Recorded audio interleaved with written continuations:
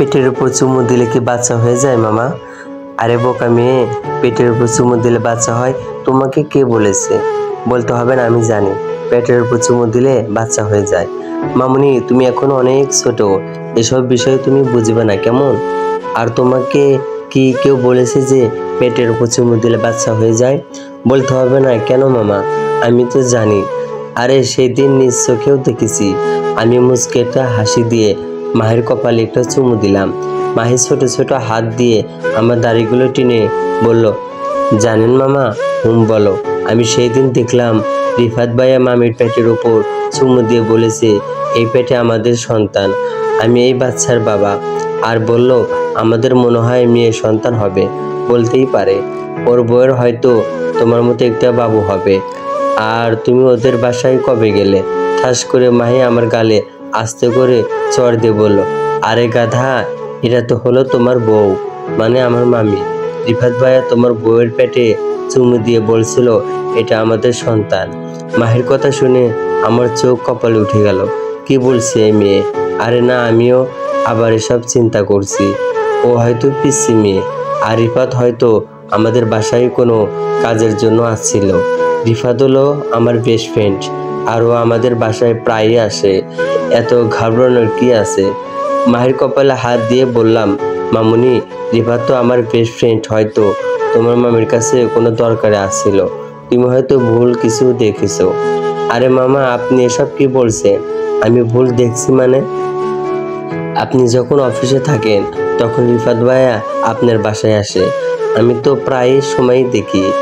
আর সেদিন রিফাত ভাইয়াকে মামির পেটে চুমু খেতে আমি দেখেছি। আর মামি যখন আমাকে দেখতে পায় তখন আমাকে ডেকে নিয়ে বলে, তুমি কি কিছু দেখেছো বলো তো? তখন আমি বলছি, রিফাত ভাইয়া আপনার পেটে চুমু খেলে কেন? আর আপনার পেটের ভিতরে কি বাচ্চা আছে মামি? তখন মামি বলল, তোমার মামার যেমন আমার উপর অধিকার আছে, তোমার রিফাত ভাইয়েরও আমার উপর তেমন অধিকার আছে। আর তোমার রিফাত ভাই তোমার মামার বেস্ট ফ্রেন্ড না, এই জন্য আমার উপর ওর অধিকার আছে। আর আমরা তো খেলা করছিলাম, এটাকে চুমু খেলা বলে, বুঝলে? শেষে আমাকে সলকেট দিয়ে বলল, আমি যেন এসব কথা কাউকে না বলি। আসলে মামা, রিফাত ভাই তো তোমার বেস্ট ফ্রেন্ড, সে হিসেবে তো ঠিকই রিফাত ভাইয়ের মামির উপর অধিকার আছে, তাই না মামা? মাহির কথাগুলো এক নাগারে শুনলাম। পিসি একটা মেয়ে, এই তো বয়স মাত্র 8 কি 10 হবে, আমাদের পাশের বাসায় থাকে। ওর বড় বোনকে আমি পড়াই। কিন্তু আজকে মাহির কথা শুনে আমার বুকের এক কোণে চিনচিনে ব্যথা শুরু হয়ে গেল। নিষ্পাপ একটা মেয়ে, আর যাই বলুক ও কখনো মিথ্যা বলবে না। নিজ চোখে যা দেখেছে তাই তো বলেছে ও। আর মৃত্যুর সাথে আমার 1 বছরের সম্পর্ক, ওর ভিতরে কখনো আমার জন্য ভালোবাসা কমতি ছিল না। এই 1 বছরে একটা পরিমাণে ভালোবাসা ছিল আমার জন্য বলার বাহিরে। আর আমিও চিন্তা করতাম, একটা মেয়ে এতটা পরিমাণে কিভাবে ভালোবাসতে পারে। আর আজকে মাহি সব কি কথা বলল, আমার মাথা পুরো খারাপ হয়ে গেছে। আমার জানা মতো রিফাতে কাজ করবে না, কারণ ওর বউ আছে। আর আমার বউকে বড় বোনের মতোই সম্মান করে। আর বিশেষ করে আমার বউ 3 মাসে প্রেগনেন্ট। আমার যে সন্তান হবে, এতে আমার পরিবার সহ আমি যে কতটা খুশি হয়েছি বলার বাহিরে। শরীরটা এখন আমার তরতর করে কাঁপতে লাগলো। মনের ভিতরে যেন অজানা একটা ভয় ঢুকে গেল। মামা, মামা, ও মামা। মাহির কথায় হুঁশ আসলো আবার। মামি বললেন না তো মামা পেটে চুমু দিলে কি বাচ্চা হয় নাকি? সেসব পরে বলবো, আগে বল, আমি অফিসে যাওয়ার কতক্ষণ পর তোমার রিফাত মামা আসে? এই তো মামা, কখনো কখনো 11টা হয়তো, আবার কখনো বিকালে। কেন বললেন তো? না, এমনিতেই। শোন, এসব কথা কাউকে কি বলেছিস? আরে না, আপনাকেই শুধু বললাম। আচ্ছা চলেন আপু। কি জন্য ডাকছেন আপনাকে? যাব। এখন বল, পড়া শেষ করছো তো তুমি? মামা, সব পড়া শেষ, এখন শুধু আপনার জন্য অপেক্ষা করছি। আচ্ছা, গিয়ে সমস্ত পড়া আবার রিভিশন দাও। আমি আসছি কেমন? আজকে বলবো রাতে পড়াবো না, বাসায় আমি আসি যেহেতু, বিকালে তোমাদের 2 বোনকে পড়াবো। আচ্ছা মামা। আর চলকেট আনতে কিন্তু ভুলবে না, চলকেট খেতে যে টাকা লাগে ভাগ্নি, সেই টাকা কে দেবে আমাকে? মাহি চোখ বড় করে বলল, তোমার কত বড় সাহস আমার কাছে টাকা চাও? আমি তাড়াতাড়ি কান ধরে বললাম, সরি আমার ভুল হয়ে গেছে, হ্যাঁ মনে থাকে যেন। এই বলে মাহি দরজা দিয়ে বের হয়ে গেল।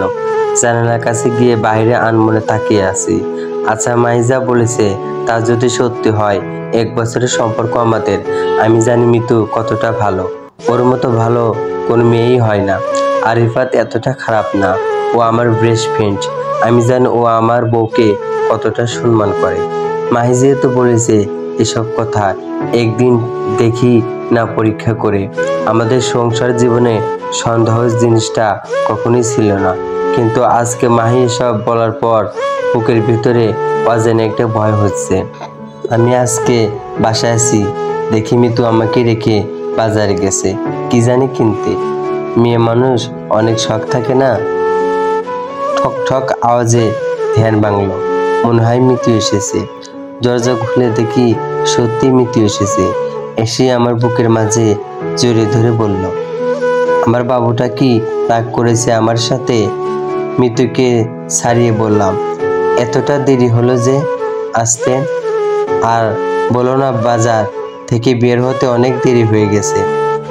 আর এই নাও তোমার জন্য আইসক্রিম এনেছি। এমনি যে গরম পড়ছে না। মিতুর হাত থেকে আইসক্রিম নিয়ে বিছানার উপর বসলাম। মিতু আমার পাশে বসে আমার মুখের উপর তাকিয়ে বলল, ওই বাবুর আব্বু, তোমার কি হয়েছে? আরে না, তেমন কিছু না, এমনিতেই মন খারাপ। এতটা সুখ নেই?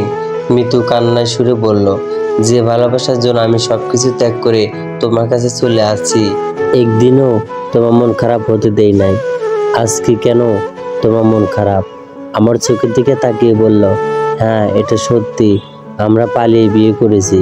মিতু আমার জন্য ওর ফ্যামিলি ছেড়ে আমার কাছে চলে এসেছে। এটাও সত্যি, ও আমার মন খারাপ কখনো হতে দেয় নাই। কিন্তু আজকে যে মাহি বলল, কিছুতেই বিশ্বাস হচ্ছে না এসব কথা।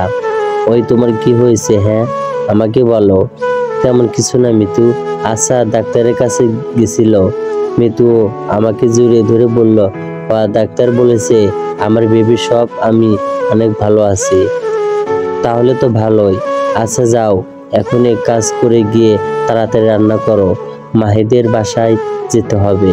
ওদের আজকে একটু আগেই পড়াবো। বলছি না এত কষ্ট করতে হবে না, আমাদের যা আছে এতেই তো আমাদের চলবে। হ্যাঁ, এসব বিষয়ে পরে কথা বলবো, কেমন? এখন তুমি গিয়ে রান্না বান্না তাড়াতাড়ি করো। মিতু আমার ঠোঁটে একটা চুমু দিয়ে বলল, তুমি অপেক্ষা করো, আমি সবকিছু তৈরি করছি। মিতু বিছানা ছেড়ে চলে গেল। শুয়ে শুয়ে চিন্তা করছি মিতুকে দেখে, তো এমন মনে হয় না। দূর পিছিয়ে একটি মেয়ের কথায় আমি এত চিন্তা করছি কেন? হয়তো কোনো ভুল দেখছে, হতেও পারে। 10 মিনিট শুয়ে থাকার পর আবার মায়ের কথা মনে পড়ে গেল। পিসিরা কখনো মিথ্যা কথা বলে না। আমি একটা খুব ভালো করেই জানি, মাহিকে আমি পড়াই, ওর বিষয়ে তো সবচেয়ে বেশি আমি ভালো জানি। মিতু জানে আমি একবার শুয়ে থাকলেও আর উঠে না। আজকে বিছানা ছেড়ে উঠে গেলাম, দেখি তো মিতু কিচেনে কি করে। খুব সাবধানে হেঁটে হেঁটে কিচেনের কাছে গেলাম, যেন শব্দ না হয়। অল্প অল্প করে আওয়াজ আসছে কিচেন থেকে। উকি দিয়ে দেখি মিতু কার সাথে যেন কথা বলছে ফোনে। কথাগুলো ছিল এমন, হে আমাদের বেবি ভালো আছে, তোমার কোনো চিন্তা করতে হবে না। আর আজকের দিনটা আমাদের অনেক ভালো ছিল না, খুব এনজয় করলাম দুজন মিলে। কালকে কিন্তু সময় মতো চলে আসবে, কেমন? অপেক্ষায় থাকবো। এগুলো শুনে মিতুর উপর আমার সন্দেহ আরো অনেক বেড়ে গেল। আমি ভাই এক মনের মানুষ, কারো উপর বেশি রাগ করতে পারি না। সবসময় নিজের মতোই চলি, আর এত চিন্তা ভাবনা করি না কখনো। তবে আজকে যেন মিতুর বলা কথাগুলো মনে হচ্ছে মায়ের বলা কথাগুলোর সাথে মিলে যাচ্ছে। তাহলে কি এই সন্তান আমার না? মিতু আমাকে ধোঁকা দিল। এসব চিন্তা করতে করতে মিতু চলে আসলো, আর আমাকে আবার বিছানার উপর শুয়ে থাকতে দেখে বলল, তুমি আসলে অনেক আলসে। একবার বিছানার উপর শুয়ে থাকলে আর মনে বলে না উঠতে। ও এখন তাড়াতাড়ি ওঠ, আমি টেবিলে খাবার দিচ্ছি। গিয়ে টেবিলে বসলাম। অন্য দিনের মতোই মিতু আমাকে খাইয়ে দিল। এটা প্রতিদিনের রুটিন। একবেলা হলেও ও আমাকে খাইয়ে দিত। আজকে মনটা বেশি ভালো না, এজন্য চুপচাপ খেয়ে যেয়ে বের হয়ে যাব। তখন মিতু পিছন থেকে বলল, একদিন বাসায় আস, আর আজকে আমাকে নিয়ে একটু ঘুরতে যাবে, তা না? আছে শুধু টাকা ইনকাম করার চিন্তা, ভালো লাগে না সব। আর দরজা দিয়ে বের হতে হতে বললাম, তুমি তো এখন একাই ঘুরতে যেতে পারো, আমাকে আবার কি দরকার? বাসা থেকে বের হয়ে মাহাদির বাসায় যাচ্ছি। আসলেই মিতু ঠিকই বলেছে, আমি শুধু টাকা টাকা করি। আরে ভাই, তুই বুঝবি কি, টাকা ছাড়া এই পৃথিবীতে কেউ কাউকে মূল্য দেয় না, সবাই ফকিন্নি বলবে। তবে কি আমি মিতুকে সময় দিতে পারি নাই বলে সব করছে? তাতেও পারে, দাঁড়া, আমাকে একটু সময় দে, আমি আস্তে আস্তে সব ঠিক করে নেব। যদি মায়ের কথা সত্যি হয় না, মারবো না কাটবো না, একেবারে চর্মে ঠিক করে ফেলবো। কলিং বেল বাজতেই সেতু এসে দরজা খুলল। সেতু হল মাহের বড় বোন, এই ইন্টার ফার্স্ট ইয়ারে পড়ে। কি ব্যাপার মঞ্জিল ভাইয়া, আজকে যে এত আগে? এই তোমরা আমাকে কি পেয়েছো? হ্যাঁ, তুমি ডাক ভাইয়া, মাহি ডাকে মামা। ভিতর থেকে আন্টি বলে উঠলো, আমি তাহলে তোমাকে আঙ্কেল ডাকি নাকি? সাথে আঙ্কেলও বলে উঠলো, আমি তাহলে কি ডাকবো? আমি ভেতর গিয়ে ওনাদের সামনে দাঁড়িয়ে বললাম, এই বাসার পুরো ফ্যামিলি পাগল হয়ে গেছে, এখন খুব ভালো করে বুঝতে পারছি। আন্টি হাসি দিয়ে বলল, আমাদের সাথে তাহলে তুমি আরো বড় পাগল। আচ্ছা ভাই, আমি পাগল হয়েছি। এই সেতু, গিয়ে পড়া বের কর, আমি আছি। আসলে ওদের পরিবারের সাথে আমি অনেক ফ্রি। কথাবার্তা শুনে হয়তো বুঝে গেছেন। সেতু যেতেই আন্টি আমার দিকে তাকিয়ে বলে উঠলো, দিনকাল কেমন যাচ্ছে বাবা? বেশি একটা ভালো না আন্টি। কেন বাবা, তোমার আবার কি হয়েছে? পরে একদিন বলবো, এখন গিয়ে ওদের পড়ায়, নইলে আবার দুই বোন মারামারি লেগে যাবে। আঙ্কেলের হাসতে হাসতে বলল, তুমিও পারো ওদের সামলাতে। আচ্ছা যাও, গিয়ে দেখো কি করে ওরা। আর যাবার আগে আমার সাথে একবার দেখা করে যাবে, কেমন? আঙ্কেলের কথা শুনে একটু বেশি খুশি হলাম। মাসও শেষ, মনে হয় টাকা দিবে। টাকা পেলেই আমি সব ভুলে যাই। আর এ টাকা ও টাকা, তোর জন্য কত কি করা। আজকে পড়াতে গিয়ে মন বইছে না। আমার বইয়ের রহস্য যেভাবেই হোক না কেন, আমাকে এর সমাধান বের করতেই হবে। মাকে কিছুক্ষণ পড়াতেই বলল, ওর মাথা ব্যথা করছে, এই জন্য ছুটি দিয়ে দিয়েছি। হঠাৎ সেতু বলে উঠলো, ভাইয়া আপনাকে একটা কথা বলার ছিল। হ্যাঁ সেতু, বলো, কি বলতে চাও? আসলে কিভাবে যে বলি, বললে আবার রাগ করবেন না তো আপনি?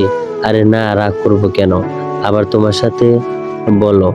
ভাইয়া, কয়েকদিন ধরে একটা বিষয় খেয়াল করছি, রিফাত ভাইয়া আপনার বাসায় বেশি আসা যাওয়া করে। হয়তো ভাবছিলাম ও আপনার বেস্ট ফ্রেন্ড, এই জন্য আপনার বাসা যেতেই পারে, কিন্তু ইদানিং একটু আসা যাওয়া বেশি। শুধু আমি না, অনেকেই মনে করে, মনে কিভাবে যে বলি আপনাকে, শুধু আপনার বেস্ট ফ্রেন্ড বলে ওকে কেউ কিছু বলে না। আপনি আমার মন খারাপ করবেন না। আরে না না, মন খারাপ করার কি আছে? আচ্ছা সেতু, তুমি কি কিছু দেখেছো? কেন আছে রিফাত? আর কিসের জন্য? আপনি ছাড়া কখনো আপনার যাওয়া সাহস হয় নাই, আপনি থাকলেই যাই, নয়নে না। তবে আমার একটু রিফাত ভাইয়ের উপর সন্দেহ লাগছে। আমি জানি আমার কথা শুনে আপনার মন খারাপ হতে পারে, কিন্তু ভাইয়া সেতু থাক, আর বলতে হবে না, বিষয়টা আমি দেখছি। এখন এই অঙ্কগুলো কর, বিষয়টাকে আর সামনে এগলাম না। আমার মাথা এখন পুরোপুরি খারাপ হয়ে গেছে। এত কিছু আমার বাসায় হয়ে যাচ্ছে, আমি নিজেও জানি না এসব। হঠাৎ করেই কেমন যেন একটা কষ্টের অনুভূতি হলো।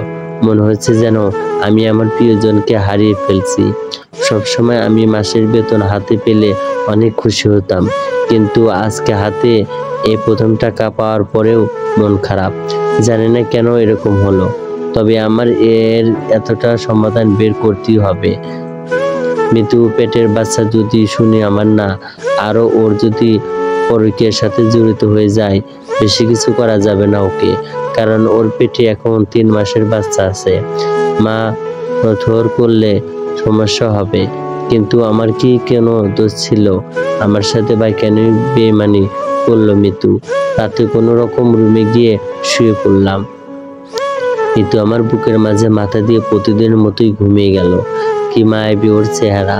একবার ওকে দেখলে আমার মন শান্ত হয়ে যায়। এমন একটা মেয়ে এসব করতেই পারে না। কিন্তু মাহিয়ার সেতুর বলার কথাও তো আর মিথ্যা হতে পারে না। একজন না হয় মিথ্যা বললো, আর একজন বাসায় কিছু টাকা দিতে হবে। শুনছি আম্মু একটু অসুস্থ, জীবনটাই শেষ করে ফেলেছি টাকার পিছনে ছুটে। এই ফ্ল্যাটটা কিনতে অনেক টাকা খরচ হয়েছে, খুব পরিশ্রম করেছি জীবনে। যাদের জন্য এত কিছু করলাম, তারা যদি দিন শেষে বেইমানি করে কেমন লাগবে তখন বলেন? এসব চিন্তা করতে করতে ঘুমিয়ে গেলাম। সকালে রেডি হয়ে অফিসে চলে যায়। এই মুহূর্তে মিতু এসে আমার কপালে একটা চুমু দিয়ে বলল, কোনো মেয়ের দিকে চোখ তুলে তাকাবে না, চুপচাপ গিয়ে অফিস করে চলে আসবে, কেমন? আমি তোমার অপেক্ষায় আছি উম্মা। আজকে আর মিতুর দিকে বেশি একটা মায়া লাগলো না। সরাসরি বাসা থেকে বাইর হয়ে গেলাম। খুব চিন্তা করছি কিভাবে কি করা যায়। অফিসে গিয়ে শুনি চলবে। গল্পটির নাম হচ্ছে বহুরূপী ভালোবাসা, পাঠ প্রথম।